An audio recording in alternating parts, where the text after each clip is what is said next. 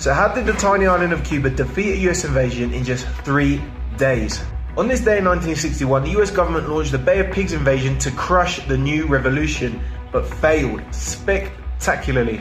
2 years prior, the Cuban people had overthrown the US-backed dictator Fulgencio Batista and swept Fidel Castro to power. Before the revolution, the US treated Cuba and its people as a colony, a playground for gangsters, wealthy Americans, and the corrupt Cuban elite.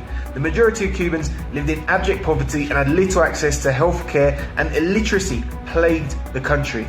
So with the triumph of the revolution, Castro nationalized foreign industry and started to build socialism on the island, a massive blow to the US, which not only lost its businesses and property, but now had an ally to the Soviet Union right on its doorstep. The US government imposed a sweeping economic blockade, and it also began funding and training a unit of 1,500 soldiers, composed mostly of right-wing Cubans who had fled the revolution, along with some US military personnel. President Kennedy approved the mission, and on the night of April 17th, they attacked the southwest beach of Cuba. At 3 a.m. on April 17th, the local Committee for the Defense of the Revolution, which are essentially neighborhood revolutionary committees, spotted the US ships and immediately alerted the authorities. Now, Fidel Castro had already ordered that the Cuban people be given arms and weapons training so as to defend the revolution.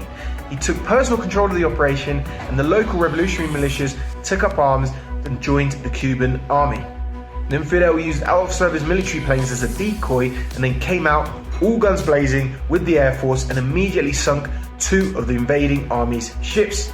Cuban military, police and civilian forces then pounded the remaining invaders. The victory is not possible without the revolutionary militias that were ready on every beach that day, while Fidel himself was manning one of the tanks. And more importantly, the US invaders lost the element of surprise because local workers of the Committee for the Defense of the Revolution raised the alarm before the police or military knew anything.